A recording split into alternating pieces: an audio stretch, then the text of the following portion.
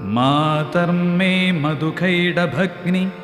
महिषप्राणापहारोद्यमे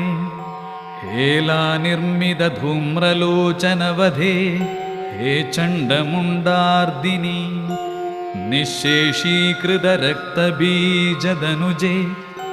नित्यनिशुभापहे शुम्भध्वंसिनी संहराशु दुरितं दुर्गे नमस्तेऽम्बिके दुर्गे स्मृता हरसि भीतिमशेषजन्तु स्वस्थै स्मृता मदि अतीव शुभं ददासि दारिद्र्यदुःखभयहारिणि का त्वदन्या सर्वोपकारकरणाय सदार्द्रचित्ता सर्वमङ्गलमङ्गल्ये शिवे सर्वा